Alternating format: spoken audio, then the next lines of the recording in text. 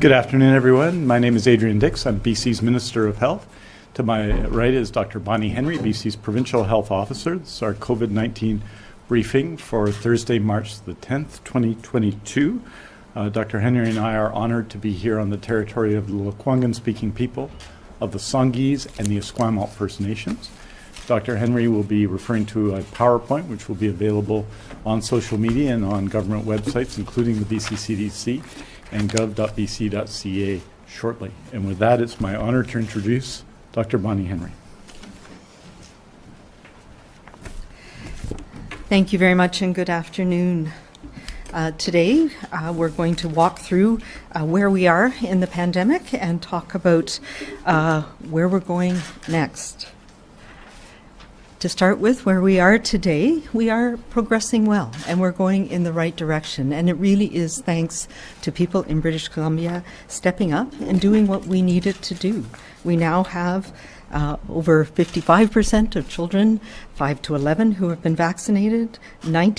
Over 90% of British Columbians 12 and over have received their first dose of vaccine, 2 doses of vaccine, and about 56% of people have received that important booster dose. Our hospitalizations continue to decrease, which is also really good news. If we look at it in terms of our epidemic curve, we see that our cases of lab-confirmed cases have come down dramatically in the last few weeks, but really importantly, our hospitalizations have also decreased and the number of people in critical care has decreased. This is encouraging because as transmission goes down, so the risks to all of us go down in the community.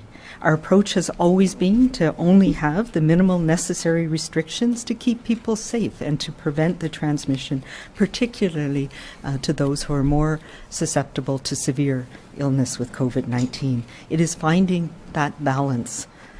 I am incredibly grateful to the millions of people throughout our province for your willingness and support in adopting our COVID-19 safety measures. Your efforts, combined with these high vaccination rates, have saved countless lives. Together, we've done what is right at the right time. And now we are in a place where we can once again adjust our approach. If we look at our hospitalization rates, another important measure, of course, is by age. And we know that it continues to be our elders and seniors across our communities who are more at risk of severe illness and hospitalization, and thankfully that continues to come down as well. We have a number of different surveillance measures that we have been following closely. One of them, of course, is our wastewater surveillance, and we see a consistent decrease in low levels of virus now being detected in wastewater. And so that is also another important measure that helps us understand where we are in terms of risk in our communities. If we compare where we are compared to other jurisdictions across the country, we see that we have had a lower peak and a slower peak than many other places, and our hospital admissions specifically have decreased by about 34% in the last month to less than 100 new admissions each day. We also know that with the Omicron variant that has come into play in the last few months here in British Columbia, that admissions to hospital with COVID have decreased more than people who have been detected with COVID. And if we can, the same comparisons with other jurisdictions around the world, we see that the actions that we have taken here in British Columbia and that people have stepped up and been vaccinated has meant that we have fared well compared to many other jurisdictions in the country. If we look at our hospitalizations compared to the modeling that we've been following over the last few months in particular, we see that we've tracked along where we've expected to be with the rate of vaccination and immunity that we have in our community and with people taking those measures that we put in place to prevent transmission. And we expect that to continue as we are in a good place today. We are one of the most vaccinated jurisdictions in the world. And that layer, that protection that we get through vaccination and that immunity that we have across our communities has meant that we have been resilient in getting through the Omicron wave. It has protected.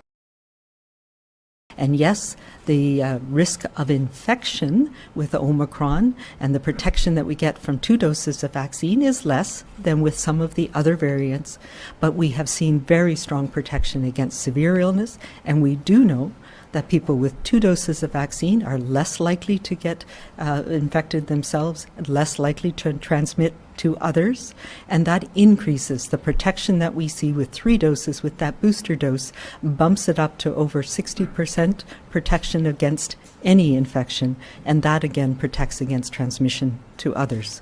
We also on this slide have put in some of the additional immunity that we have in our community from people who have been infected, particularly recently with Omicron, to give you a sense of the small proportion that is also an increase of protection that we have of immunity across our communities.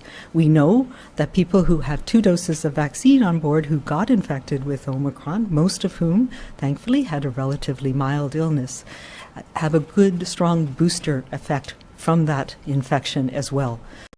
This means that the level of immunity that we have across BC right now means that we can take some of the tools that we have been using consistently and repeatedly and relax some of these measures. The most, just to follow up on our whole genome sequencing that we've been doing. We can see the red is when Omicron came on board. We are starting to see some geographic changes in variants. They're all considered Omicron, but as we see, as it replicates, it can change slightly. And we've seen the BA1, which is the lighter red, and BA1.1, which has increased in the recent weeks, and a little bit of an increase in the BA2. That is one that we've been watching carefully around the world because it does seem to have even increased infectiousness, but so far we're not seeing a rapid growth in that. And as numbers of cases have come down, while the percentage is going up, the absolute number of people with BA2 is actually going down as well. And it tells us again that as rates of transmission go down, we're all protected a little better. So what does that mean for us now? With the science and our data top of mind, it clearly shows that our risks now are much lower. They're not zero, and we're not fully out of this yet, but I feel confident that we can safely make some further changes. For many months now, we've had a number of tools in our toolkit that have helped us to get to this point.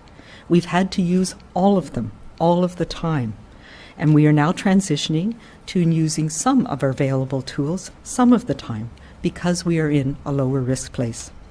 As of 12:01 tomorrow, so not 11:59, 12:01, March 11th, the following changes to the provincial health officer orders and guidelines will come into effect. Firstly, will be repealing the face covering order.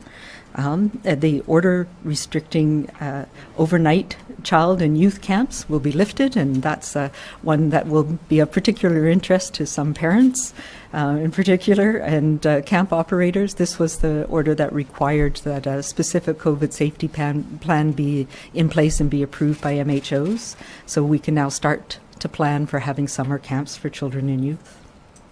We are going to restore the visitation policies that we had in long-term care prior to the additional measures that we put in place for Omicron.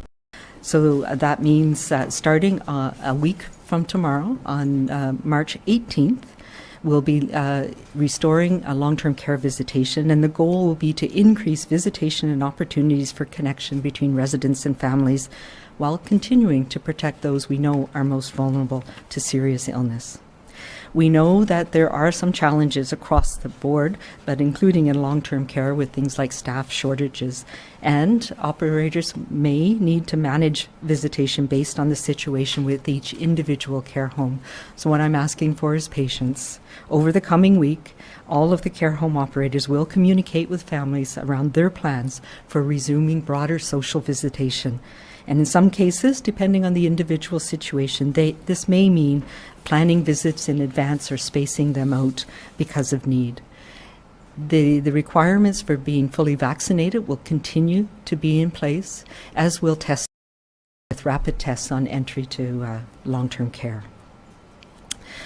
So just to talk a little bit more about repealing the face coverings order.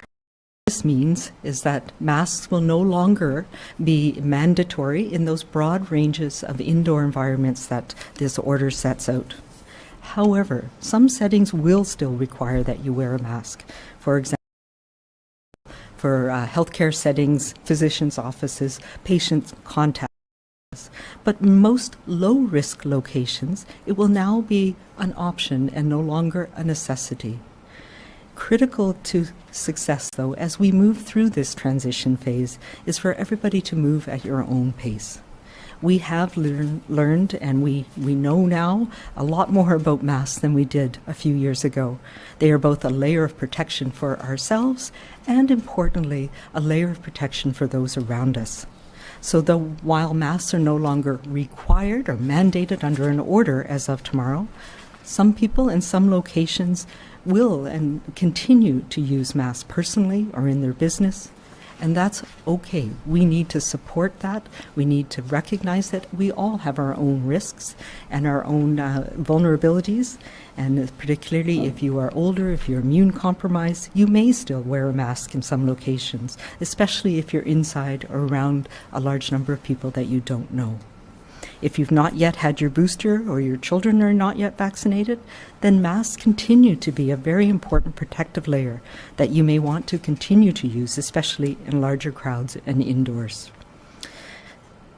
If we, in part of the mask order was that COVID safety plans needed to include masking in common areas of workplaces. That is no longer an order, but in many workplaces, masks will still be required. They just will no longer be mandated in those areas.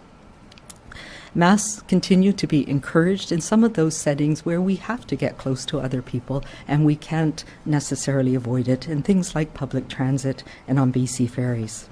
But they're no longer, as I said, mandated under an order. The other important sectors that this affects, of course, are childcare and early childhood education and our K-12 sector. So childcare guidelines we're going to be revising them. We're in the process of revising them with our childcare and early childhood educator stakeholders, and they will be updated to reflect the different risk levels and the use of masks.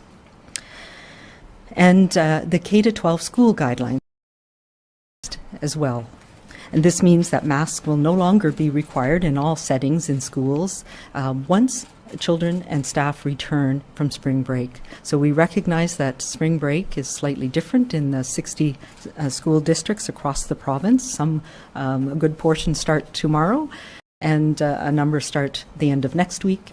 And so what we have done is made sure that all of the revisions in the guidance will come into play when you return from spring break at whenever that is for each school district. And if you're not sure which school district it is, there'll be a link to that on the website with the order. Additionally, those workplaces that are federally regulated will need to continue to follow federal health orders and guidelines around workplaces. So what's ahead? In addition to the changes in orders and guidance for today that start soon, we intend to remove additional orders in another 4 weeks, effective Friday, April 8th. And that is, of course, assuming that our conditions continue to improve. These will include the BC vaccine card will no longer be required in those indoor settings and higher risk settings and events. The businesses will transition from the workplace safety order, which requires COVID-19 specific safety plans, to the previous plans that we had in place last summer, the communicable disease plans. So those will be specific to each industry or business. In addition, we're going to be repealing an order that requires post-secondary students who live in residence to be vaccinated. And workplaces will transition back to this requirement rather than having the broader communicable disease plans in place. Sorry. So those are going to be effective on April 8th. As we said, we're going to take a balanced and transition approach over the next few weeks. I do also want to talk about the Regulated Health Professionals Order. As you know, earlier this week we published the current part of the order that requires regulated health professionals to report to their college their vaccination status by the end of March. And this has been a change in how we're approaching this order, given the situation that we're in right now, but also given our ongoing consultation with the various colleges that are affected. So we want to ensure that colleges had the ability to collect that information from registrants and to do it in a confidential, as well as making sure that we had the ability to provide options to people in the regulated health professions, including the new protein subunit vaccines like Novavax. And there has been a delay in our receipt of Novavax. We had expected it to be in the province by last week, and it looks like now we may not receive it until either the third or last week of March. So I think that's a very important consideration, both for those people who already have been affected by orders in their workplaces, but also for the regulated health professions. We are taking then a measured approach based on the risk and impact with each individual college as we go forward. So that means we will have in place a measure for informed consent so that people can understand that there'll be disclosure to clients or patients of vaccination status for some of the regulated health professions. And for others, there may be additional measures that we need in place. So yes, this is different from our original vision, which would be people not being able to practice if they were not vaccinated by March 24th.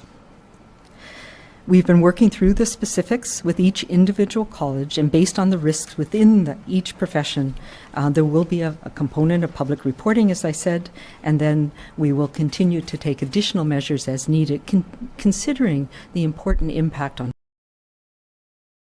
from each individual provider. I do want to say as well that our aim is to be consistent with the healthcare worker order that we already have in place that has been so important in supporting us, particularly through the Delta and Omicron waves in our healthcare sector, in health authorities and hospitals in the community. It is an important measure that ensures we have continued high level of immunity in our healthcare sector as we go through this transition phase and prepare for what comes next in terms of SARS-CoV-2, because this virus is still with us. We are not yet at the place where we enough and we know the patterns and the changes that this virus will undergo and to be able to call it endemic. But we are learning to live with it in a more sustainable way at the same time as supporting people to recover from the measures that we've been through for the last 2 years. So really, while we are able to announce these changes today, it's very important that we continue to follow our safety basics as much as possible to keep COVID-19 low and slow.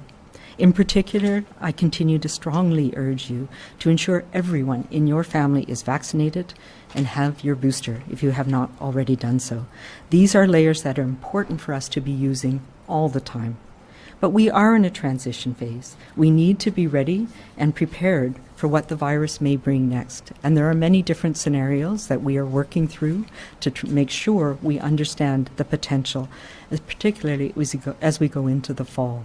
But right now, the important things all of us need to do are monitor ourselves for symptoms, making sure we stay home if we're feeling unwell, get tested, and we now have increasing access to rapid antigen tests to help support you in making those decisions. Washing our hands regularly, staying home if we're not well, getting boosted, and ensuring we get vaccinated.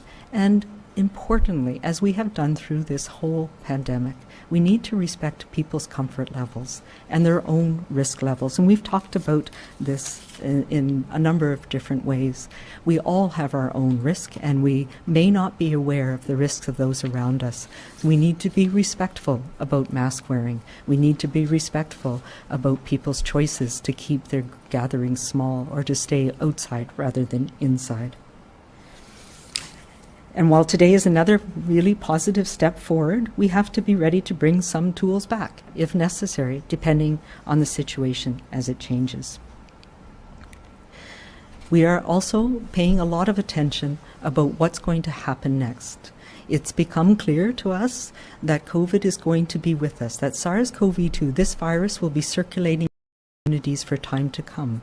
And it means that we have to add it as another virus that we need to pay attention to and manage in an ongoing basis, along with the other serious respiratory illnesses like influenza and RSV. And so that is the position that we're taking, that we're looking at through what are the surveillance mechanisms, what do we need to monitor over time to help us understand the impact on our communities, when we're starting to see surges, if the virus is changing, what's the impact on hospitals and our healthcare system. So we are continuing to do population-level Sentinel surveillance, and we'll be integrating it with our influenza and RSV surveillance over the coming months. We'll continue to do facility-based monitoring in acute care and long-term care. We have systematic early warning signals through things like our wastewater surveillance, which will be expanding to more communities and to include more pathogens, more bugs. We'll also be doing systematic targeted serological surveillance. We've done that at periodic times where we've tested samples of blood from people in the community by age to determine levels of immunity, and that's one of the reasons why we could present the data that I showed earlier. And we'll continue with our whole genome sequencing to understand how this virus is changing over time. I recognize the changes we're announcing today will make some people very uncomfortable. It has been a long and trying 2 years. Our masks and other safety layers have provided a level of comfort and protection for all of us, and it's why it's important for everybody to move at our own pace. I want to assure you that I feel confident about what we are doing and that we are in a place to do this now. These decisions are grounded in science and in the data that we have about what's happening in our communities for where we are right now. We're able to make these changes, and the ones that are ahead, for two very important reasons. First, because people in British Columbia have stepped up and protected themselves and their families by getting vaccinated. And second, because people have followed these safety measures we put in place when it was necessary to do so. The need for every single one of these particular layers of protection has dropped below the threshold where we need to have an order for them to be in place. That means we can move from a mandated approach to an empowered self-management approach.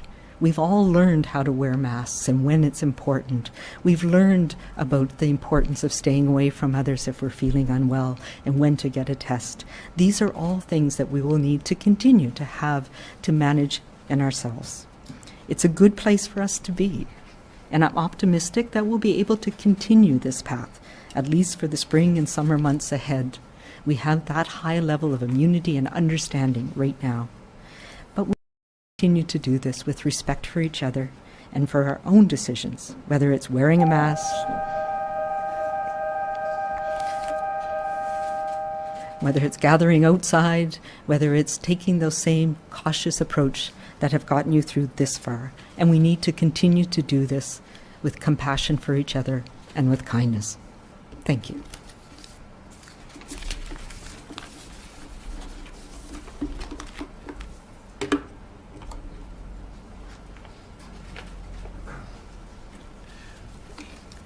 Thank you, Dr. Henry. Today I'll provide an update, hopefully a shorter update, to give lots of opportunity for members of the media to ask questions. An update on rapid tests and surgical renewal. But first, I want to express my thanks to British Columbians for their significant efforts and willingness to make sacrifices to keep themselves, their loved ones, and our most vulnerable citizens safe.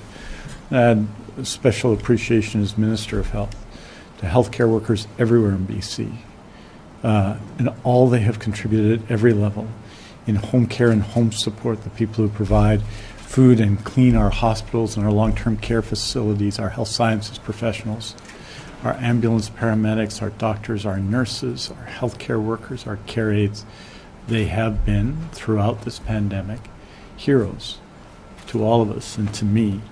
I want to express my appreciation for all that they've done. And I'm proud that we have a healthcare system, 180,000 strong, 50,000 in long-term care, 130,000 in the main healthcare system, all of whom, every one of whom, is vaccinated. How we have healthcare workers who are determined and committed to supporting all of us in a challenging time. We have we're going to have today, when the numbers are announced, less than 400 people in acute care. Well, that's 400 people on top of all the other people who need health care every day. There are today 9,400 people, and of course people dealing with challenges in long-term care. And I must say that I was particularly happy with the proposals that Dr. Henry has made and that will be put in place to allow broader visitation in long-term care again, for long-term care residents to have multiple visitors, all vaccinated, all tested, and all there to provide love and caring and engagement and support to people who live in long-term care, to ensure that all what we're doing, what we want long-term care to do, which is not just be a place to support people who have also a place where people, despite those health challenges, have the freedom to live and express themselves in their lives. I want to bring an update then on the number of rapid tests in BC. As of March 9th, BC has received 35,346,600. We continue to prepare for the arrival of tests at approximately 3 million per week over the coming weeks. 26,048,282 tests have been deployed to key strategic areas. I've described those at length in future briefings, but I'd be happy to describe them to members of the media who seek that information again. The total number of tests distributed through all our distribution channels across BC since our last briefing, that was March 1st, is 4,147,515. As previously noted, just over 500,000 tests, or 558,000 of our inventory, are not set for deployment for personal use and are being used at the discretion of medical health officers in the appropriate settings. That leaves a current inventory of 8,742,800 tests suitable for self-administered use. To date, 4.4 million tests have been distributed to K-12 schools across the province, 2.1 million tests have been distributed to post-secondary institutions, and 5.3 million tests have been sent to pharmacies. As announced last week, these tests are for British Columbians aged 60 and older to pick up a kit containing 5 tests at participating pharmacies. This age group is a priority because the evidence indicates that they are at more serious risk of serious consequences should they become infected.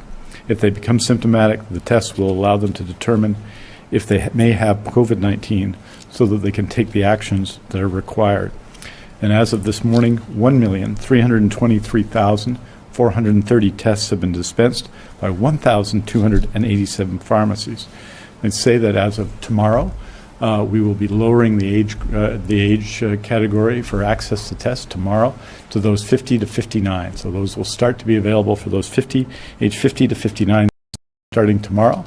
And for more information on accessing test kits, British Columbians can visit bcpharmacy.ca, and I want to express my appreciation to pharmacists across British Columbia for all of their work, both in our vaccination program, in the influenza vaccination program, and of course in the deployment of rapid tests. Increased test availability means that more members of the general population will be able to access tests to use to understand their own symptoms and illness and take action to limit transmission to their family, friends, and work, including those at higher risks. I want to also provide an update to our surgical renewal initiative. Health authorities report that as of in the week of February 6th to the 12th, 6,442 surgeries were completed in BC. And that's a significant number. We'd also wanted to say that from February 27th to March 5th, the most recent week, obviously before us, health authorities postponed 64 non-urgent scheduled surgeries. That number continues to decline. That's 1 in Fraser Health, 62 in Interior Health, and 1 in Vancouver Coastal Health. No surgeries were postponed. Just wait for the bells.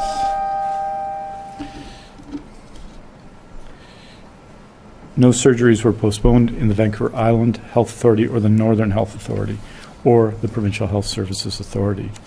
Cumulatively, from September 5th, 2021 to March 5th, March 5th, 2022, regional surges of COVID-19 and factors including severe weather patterns have caused 8,098 surgical postponements. I would note that more than half of those postponements now have received their surgery, more than half, which is an exceptional achievement, and we will continue over the coming weeks to book surgeries, to get people the surgeries they need. Our whole healthcare system is committed to that, and I am committed to that personally, but I know our outstanding surgeons and nurses and healthcare workers who are involved in this are committed to it. And I think it's significant to say that those rebooking of surgeries, I think, speaks of the work that all of us have done. That in the moments that mattered most in the Omicron wave, we each made the difference essential to stopping the rapid spread of COVID. And in doing so, in reducing hospitalizations from 1,009 on January the 31st to 388 today, we've had a major impact on our healthcare system in a positive way. It means now that we can rebook surgeries, but our work is not done. As Dr. Henry has said, the COVID-19 virus and the COVID-19 pandemic will continue to challenge us. The measures taken today are a positive step, and they reflect where we stand today. But we are always humble for a virus which lives to transmit and finds different ways to transmit, and humbled towards the people of BC who have, in very challenging ways and in difficult ways and in ways that we could not have imagined when we formed our own emergency group to deal with the COVID-19 pandemic in January of 2020, or 2 years ago tomorrow when the declaration of a pandemic was made. The sacrifices people have made and the things they've done for one another and the kindness they have demonstrated to one another has been, I think, something that all British Columbians can take pride in. There will be more tests ahead. There will. And I know we're prepared to stand together in these important moments, stand together and support one another. To be careful, yes. To be safe, yes. And also to be kind.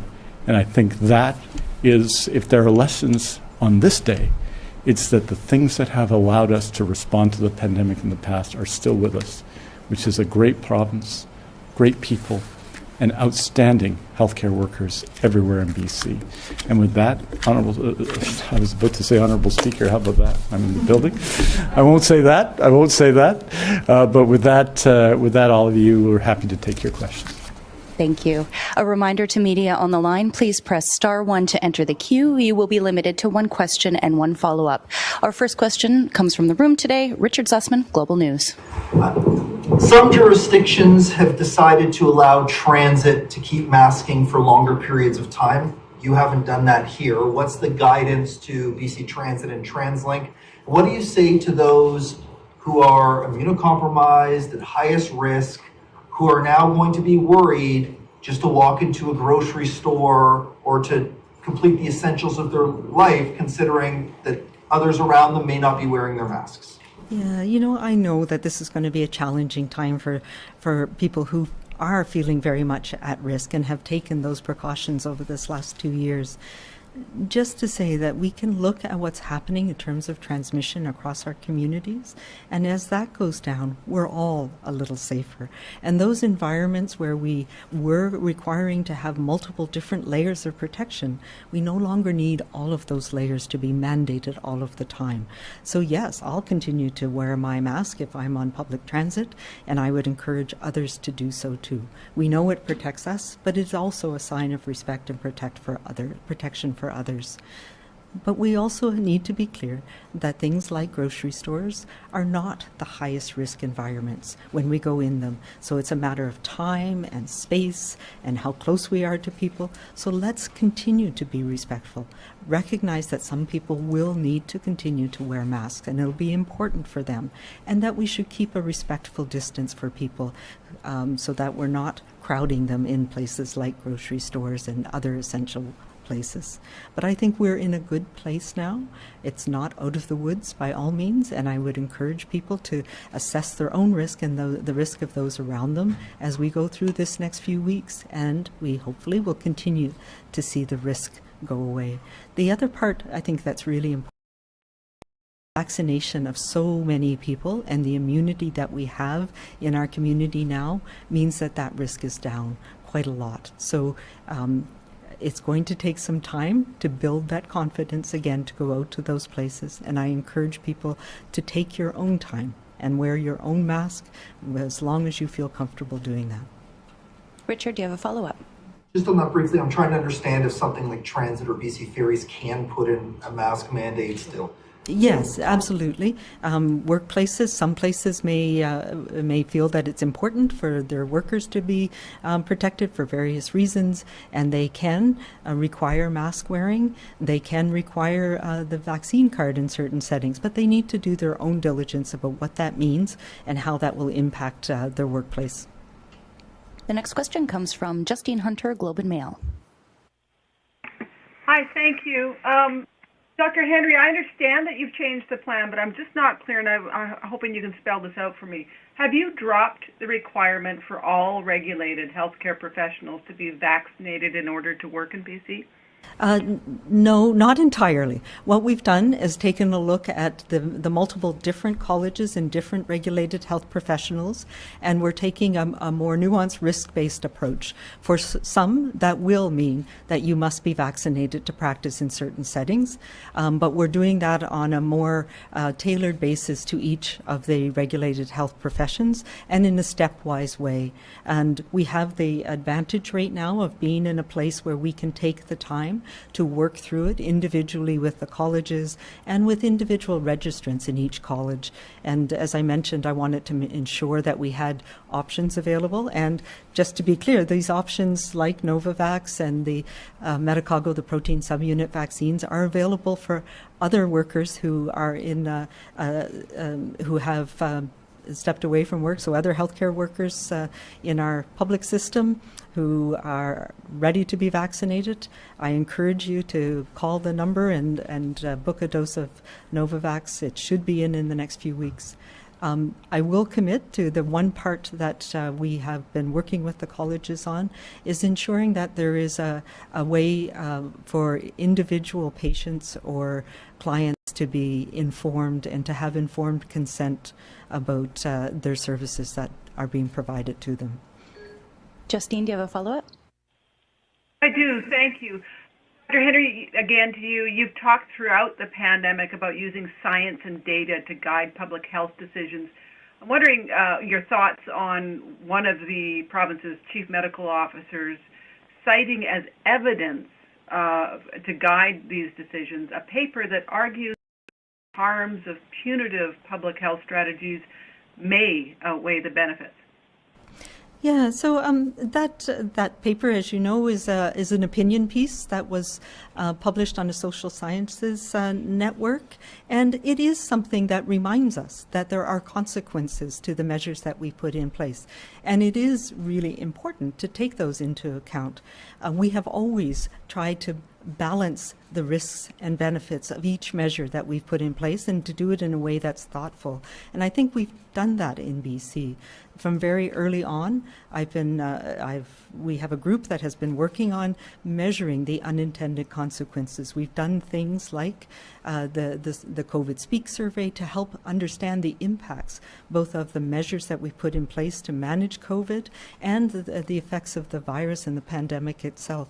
So those are very important considerations, and that's why we have limited where we have the BC vaccine card in effect, for example, where we've limited the mandates and the orders to try and put the least restrictive means in place as much as possible, and where we've had vaccine mandates focusing on those highest risk settings like healthcare settings.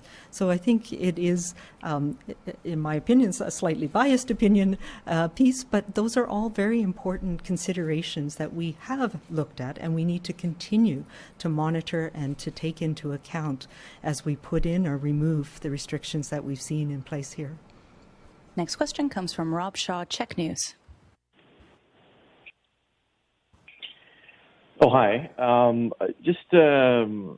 I just wanted, Dr. Henry, if you could compare where we were June 29th of last year when we lifted masks the first time to where we are now. We had a lower vaccination rate. I think it was 32% double dose. We're at 91 now. We had 29 cases that day back then. We're at 270 something now. You've mentioned the higher vaccination rate, but what makes it different those two times, given that we had to bring masks back a few weeks later in August versus where we are now when we lift them this time?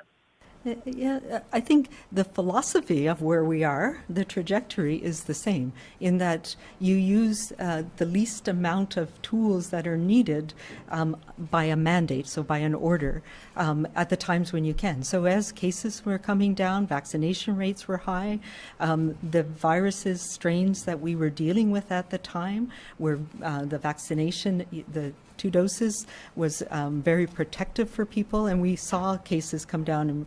And you know, we were optimistic that that might be the point where we would no longer need to put measures in place that required things like masking and other things that we've put in place. And what happened was we were faced with yet another strain, another variant of concern that caused rapidly increasing cases. So all of those tools became important again. And that's where the importance of the BC vaccine card came into play, making sure that we did have vaccine available. And as you remember, at that time, younger children were not yet eligible for vaccination, so under 17, making sure that people did get their second dose.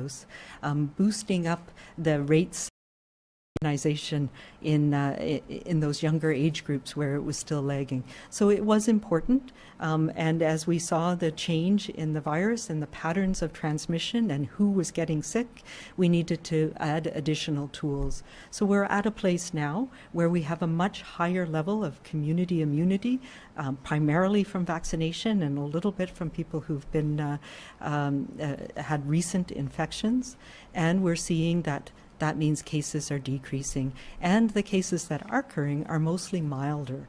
And so we need a new set of tools to help us get through this period, and we no longer need to have all of the measures all of the time by way of an order. So I think in some ways we're in a very similar situation.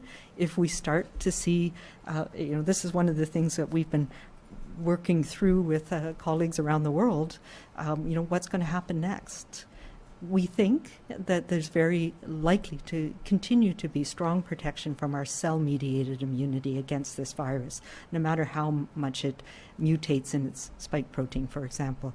So, but that means that we may see similar things to what we saw with Omicron, where infectiousness, because the virus is trying to find ways to infect more people. So there may be changes that mean that we'll have to go back to having mask wearing in certain situations or capacity limits in certain situations. But I think we're in a good place right now where we don't need that for this period of time. Rob, do you have a follow-up? Sure, I guess just to follow up what you just said there might be situations where we bring back some tools like masks or capacity limits. Could you foresee the vaccine card being brought back if things change? And also, do you expect a jump in cases or hospitalization or ICU rates in the short term as these masks come off? And if so, as we're watching these, what's kind of an acceptable or understood to be kind of results of maybe this that we shouldn't panic about if we see it? Yeah, we may see a slight increase in cases, but I don't expect to see a jump in, some of the modeling that helps us understand that. The potential impacts shows that it's unlikely. We may see a slight increase or a leveling off or, a decrease in the decrease, but it's unlikely that we're going to see a spike right now. Because of the high level of immunity that we have. That's why I'm looking really towards the fall in our respiratory season, because that's where the higher risk potential is. And there may be other things that we'll need to put in place. So it'll depend. I talked about an optimistic scenario is a virus that is not that much more, a strain that's not that much more transmissible and it doesn't cause more severe disease. But a pessimistic model might be a virus strain that is able to evade immunity and cause more severe disease, in which case we may have to bring back some of those additional measures, or we may have to have a new vaccine program. I suspect we may need a targeted vaccine program depending on who's getting infected. So it may be an additional dose for our elders, seniors, people in long-term care. So those are the things that we don't yet know, but that we need to have measures in place to be able to monitor for, and to have those tools that we all now know how to use, and be prepared to bring them back if we need to. Next question, Binder Sajan, CTV. Hello there. I'm just wondering, I heard you speak about the high level of vaccination here in BC, and I'm sure other people are wondering as well, why are we waiting 4 weeks to remove the vaccine passport when we see other provinces have already removed it or are removing it weeks sooner?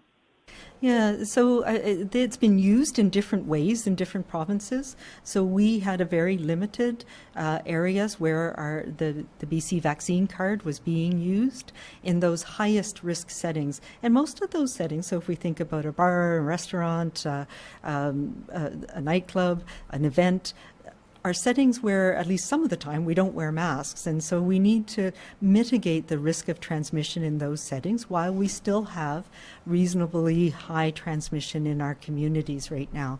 So we are taking this in a stepwise and measured way so that as people get used to being out and about without masks on in some settings, we still have the confidence to go to some of these higher risk indoor settings as well. So it is a transition period where we're going to be watching carefully to make sure we're not seeing a spike in cases, and to ensure that we do this in a way that supports people who are feeling still very vulnerable at this point in time. Binder, do you have a follow-up? I do, and I know you spoke about this a couple of times, but I'm just wondering, for the healthcare workers who were terminated because they were subject to a mandate and didn't get vaccinated, does that mandate still apply to them? And also, the tone of this press conference seems to be one of a farewell for now. What do you expect in terms of updates for the public going forward? I'm going to run away for a long time.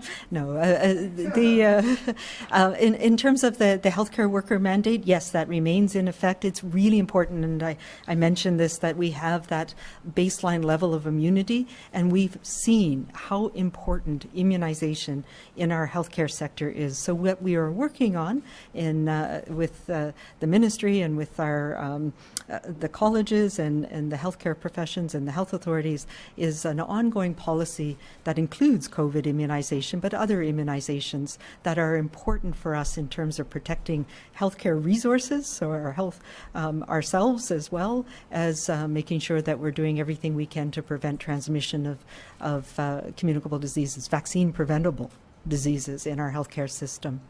In terms of what we're doing, yes, we're not going to have an official media briefing for the next couple of weeks, but we will before to make sure that we have an update before April 8th to give people so that we're monitoring what we're doing. We'll be continuing with our daily issues briefs with the basic information in the dashboard for the next few weeks up until April, and then we'll be transitioning to a weekly surveillance report after that.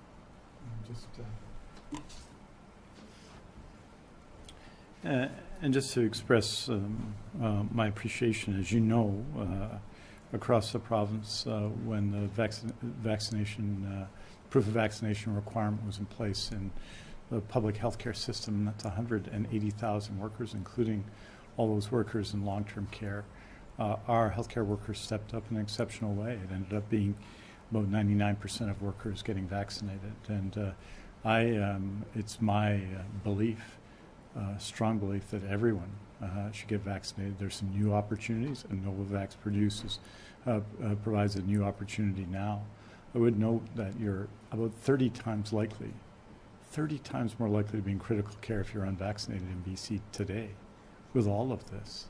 And it is absolutely, I think, necessary for people who are ready for their booster dose to get their booster dose. If you're interested in Novavax, that's 1-833-838-2323. You can go on the list and we'll contact you and make arrangements for that. And if you're a parent of a child 5 to 11, there are opportunities all over BC for your child to be vaccinated as well. This is a crucial part of our response in terms of our briefings. Yes, this will be the last in what you call regular briefings, but as Dr. Henry has said, I would expect in in the week of March 31st, you'll be seeing Dr. Henry and myself again. From Dr. Henry, probably some modeling to show where we are in the pandemic at that point.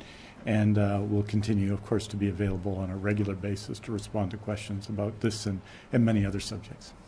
Next question comes from Lisa Cordasco, Vancouver Sun.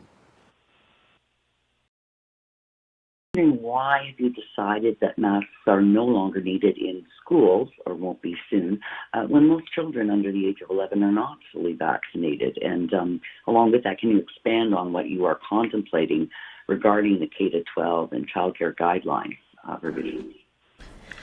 Yeah, so we know that schools are a very structured environment, where it's the same children that go in and out in the classrooms, in the childcare settings, similar things. So we know that as risk goes down in the community, that's reflected in risk in structured lower environments in schools. So it absolutely will be a mask positive environment, and those who continue to want to wear masks and are comfortable doing that will be supported to do that, both staff and students.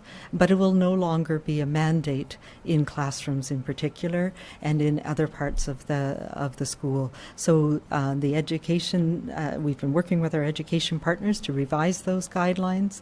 They'll also include things around, there's been limits on people who can come in and out of the school, on some of the additional measures we put in place for Omicron around staggering of breaks and things like that. That will no longer be needed when we get to that point at the end of spring break. And it's a time of transition to help support children to getting back to a more a next normal, I'm hearing it called, but a more normal environment to support them in the development and growth and all of the other important things around the schools that support young children in particular. So it is trying to balance what's needed to protect kids and mitigate those risks and ensure that we can allow them to get the most out of the school environment. Lisa, do you have a follow-up? Yes, thank you. Going forward, the surveillance program, you'll be relying on the Sentinel program, which will pick up the sickest of people, and the wastewater, which captures the Lower Mainland only. But meanwhile, in the interior and northern health, cases remain to be raging. Wondering then, we're not going to be doing surveillance through PCR testing of anyone who has COVID symptoms. So I'm wondering what assurances you can give to British Columbians who might not be confident that you will be able to pick up early warning signals. Yeah, so those are some of the things that we report, but there are many other surveillance streams that we watch on a daily basis and a weekly basis to help us understand what's going on in different communities around the province. So it's I've likened it in many ways to a puzzle where there's different pieces that come from different places. So if we see a signal in one thing, so wastewater is up for one reason, we've done some in a university residence, and we saw a spike, and then we say, okay, well, what's happening? Why do we see a spike in this? So there's a whole number of different places that we watch. So we look at outbreaks in long-term care. We look at what's happening in our hospitals. We have testing programs for workers in certain situations that we've and PCR testing will continue. It'll continue. We have Sentinel physician testing. Right now we've been using a lot of the testing centers, but that will transition as we would for any respiratory illness. So if you're sick enough to need medical care, test from your physician, and that will tell whether it's, we have a multiplex array testing that emergency departments. It's done in healthcare setting, in your physician's office, for example, that tests for influenza and RSV and COVID. So those are the things that we have in place for other respiratory illnesses that will continue to allow us to monitor in a systematic way what we're seeing for SARS-CoV-2 as well. So I would encourage you to look at, for example, our influenza surveillance report that comes out weekly. Those are some of the measures that we will integrate COVID surveillance into. Next question comes from Cole Schisler, Black Press. Hi there. Thanks for taking my question. You said that this will be an uncomfortable time for folks who are susceptible to severe outcomes to COVID. But for people at high risk, it's not a matter of comfort for them. It's a matter of life and death. With restrictions being lifted, what is in place to protect people at high risk, and what will the province do to support those people? Yeah, so we need to recognize that the things that are in place that are making it less risky for all of us are vaccination. And that the fact that we've all been vaccinated for ourselves protects others too. So that's the really big one. And that's why we're in this place that we're in. We have that level of immunity. But we also know that people who are going through cancer treatments, people who have transplants, they have always had to take additional protections to ensure that they're not exposed to respiratory illnesses and to other infectious diseases because they know their immune systems are not as strong. So we will continue to be able to provide them the support that they need. And this is what we're trying to say today, that it is important for us to all recognize that we don't know everybody's story. And there's a reason why somebody may be wearing a mask. There's a reason why somebody may be asking us to wear a mask if we're coming to visit them, or to have a test before we go into long-term care, because those are things that help us support those people whose immune systems, no matter how many vaccines they have, are not going to be able to fully protect them, and they may be more at risks. So it is about us all recognizing that those people are part of our social networks, part of our families, part of our workplaces, and that the measures that we're taking are respectful and supportive to make sure that they're protected as well. Cole, do you have a follow-up? Yeah, with more people dropping the mask, with the vaccine card requirement going away, hopefully COVID doesn't go back up. But if it does, are we going to see increased testing to detect long COVID in people? And is the province going to, or does the province have a plan to step up supports for people who are suffering from long COVID? Yeah, long COVID is one of those things that is related to infections. We also know that some of the key measures that help prevent long COVID are vaccination. Your risk is dramatically decreased if you're immunized and you happen to have a breakthrough infection. So there's also many things we don't yet know about long-term effects of COVID, and some of them we're starting to learn about the effects on the brain and about the effects on other parts of our systems over time. And those will continue. There will continue to be supports in place. We have, as you know, a clinic, 4 clinics, and it's a hub and spoke model to support people getting assessed through their family physician or through their local community clinic, and they can get into that. But I think we also need to, I'm not making a whole lot of sense, but yes, those are important considerations. Really important considerations, and globally we're trying to understand the longer term impacts, some of which we won't know for years from now. I don't know if you want to add to that. Yeah. Absolutely, and I just add to this, and this is, I think we've seen in recent weeks with the invasion of Ukraine, how issues and terrible actions by people, in this case the Russian president, affect people all around the world. With respect to COVID-19, it's important to remember, and Dr. Henry has made this point repeatedly, and so have I, that we continue to have to work to vaccinate people throughout the world, around the world, in every part of the world.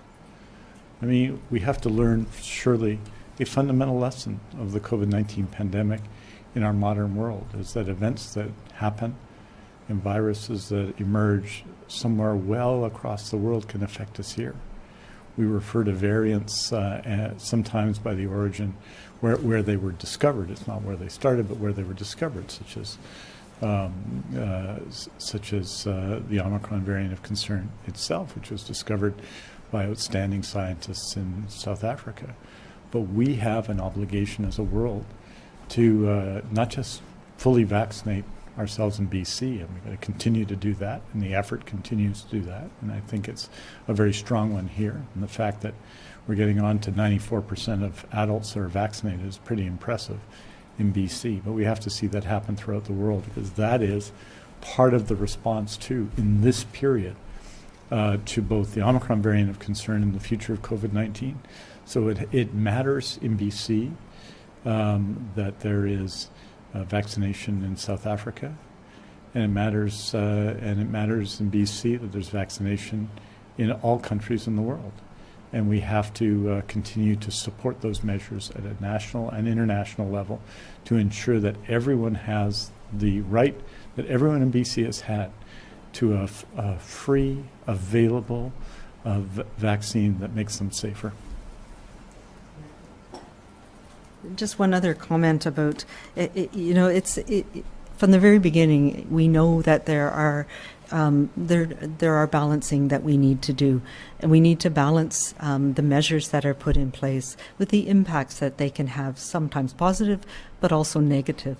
So we are at a place where we're seeing the risk of COVID and mitigating it with measures that are less restrictive, so that we can support people in the recovery from what we've been through in this last 2 years. So we know that there's been dramatic impacts on young people in schools, in post-secondary institutions, on anxiety, on mental health. And so finding this balance is really important, ensuring that we can start focusing on getting back to some of the things that are really important around connecting, around being able to sing together without masks on in a safe environment, and doing that to support people to recover from what we've been through, as well as trying to minimize the transmission of COVID over the next little while.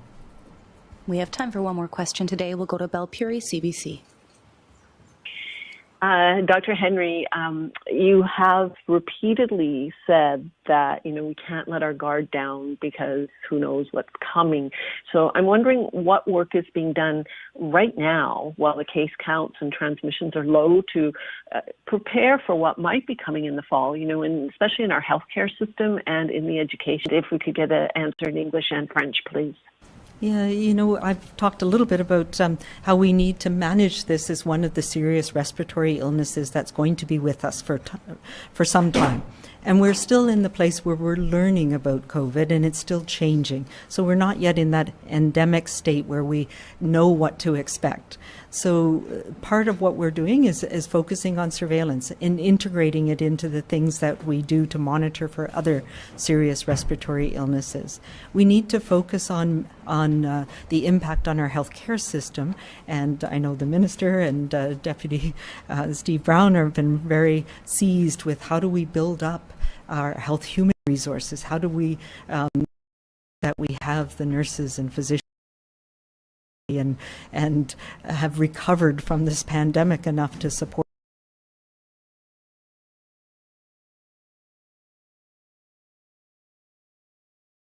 What we've learned about the importance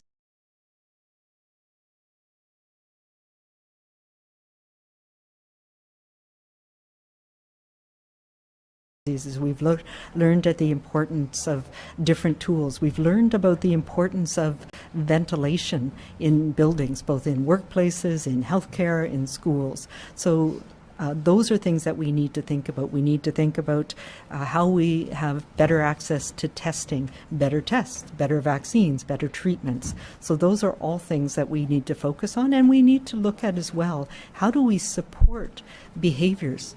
We've learned things about what it means to wear masks in certain settings and how some people react to that and what some of the downside impacts are. So how do we make that behavior supportive and empowering for people to protect themselves as we go into another piece of uncertainty?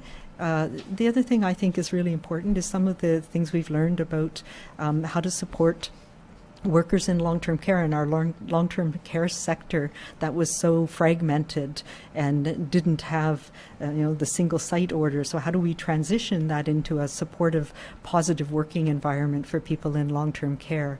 How do we, the things around sick leave and how that is such an important tool to allow people to take those measures to stay away from others if they're sick themselves. So I think there's lots of things that we need to think about what we've learned from this pandemic to take us through next year. And the other thing I'm very passionate about is this pandemic has exposed some of the inequities in our society. And so how do we use this opportunity to start addressing some of those?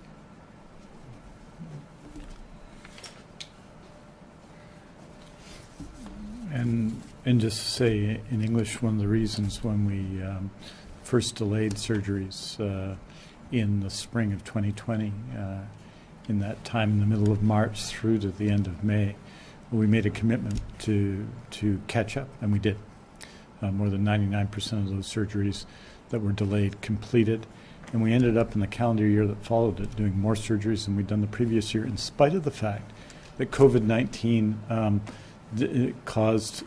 consumed time. The precautions that are required for COVID-19 actually made surgeries longer. We did it by adding hours at the end of days. We did it by adding surgeries on weekends. We did it by 81 measures that were taken across health authorities to increase the number of surgeries and to reduce wait times, such that there are fewer people waiting for surgeries today than there were at the beginning of the pandemic. And we have to take those steps in every area. And a critical one is health human resources, making sure that we have the doctors and the nurses, the health sciences professionals, the healthcare workers we need. And lots of the measures we've taken in the pandemic have had an impact on that. The wage leveling component of the single site initiative, for example, the HCAP program that's brought thousands of new workers to long-term care, the steps we're taking to expand nursing spaces, all of the steps we're taking, the steps that we continue to do to make it easier for internationally educated healthcare workers to come and to be in BC and to use their skills to the full extent of their ability. All of these things are important. The final thing I wanted to note is that prior to the pandemic, we had seen a decline in overdose deaths in our public health emergency. That's the overdose crisis that has so focused our efforts for the last now more than 5 years. And that continues to be a challenge. We come through the pandemic, and some of the actions taken during the pandemic, including the fact that people were spending more time alone, impacted the outcomes of overdoses and led to overdose deaths. And so we have a continuing obligation as a healthcare system and as a society to address both public health emergencies. It continues today. It doesn't stop. We need to be relentless, and we will be. And I'll say it in French a second. Okay. Val, do you have a follow-up? I do, and I have to remind the minister to answer the first question in French when he comes up again, please. In the meantime, Dr. Henry, when you talked about changes to visitation rules in long-term care, you suggested that it won't be immediate. Can you give people who really want to get in there to see their family members a timeline of when they can expect all facilities to come into compliance with the updated rules? Yeah, so we've been talking with the sector over the last couple of days around this, and so it will be by next Friday, so we're giving a week. Some people will be, some facilities will be ready tomorrow, others it may take a little bit longer to ramp up their ability to cope with larger numbers of visitors coming in, but the expectation is that it will be by next Friday, the 18th. Oui, pour la deuxième question, la visitation de les centres de soins au long terme, ça va être le vendredi prochain. Il se peut que certaines facilités soient en mesure de le faire avant, et ça c'est désirable. Et je pense que c'est important que des gens ont l'opportunité aussitôt que possible de visiter des gens. On a un système de visiteurs désignés actuellement, et ajoutant à cela, l'autre visiteur est important. Et il est quand même, ça va continuer les mesures pour assurer que tout le monde qui visite est vacciné. Et ça va continuer aussi que les tests rapides qui va donner à tous les visiteurs dans toutes nos facilités un peu partout dans la province. Pour la première question, je dirais qu'il y a beaucoup de choses à faire pour soutenir nos travailleurs en matière de santé partout dans la province. Et on a énuméré plusieurs en anglais, mais je dirais en français que la chirurgie est essentielle. On a en effet annulé les chirurgies à multiples fois pendant la pandémie. Et chaque fois, on a fait cela. Tout le monde a reçu leur chirurgie et ça va continuer. La moitié l'ont déjà reçu dans la 5e et 4e vague. Et on va compléter les autres et continuer à améliorer notre capacité de faire des chirurgies parce qu'il y a maintenant moins de gens dans nos listes qu'avant la pandémie, ce qui est remarquable et ce qui démontre l'effort de tout le monde dans notre système de santé. Donc, j'en suis fier, bien entendu, de nos travailleurs, de nos professionnels un peu partout dans le système. Et avec cela, with that, I want to thank you for your time today, and we'll see you soon. Take care.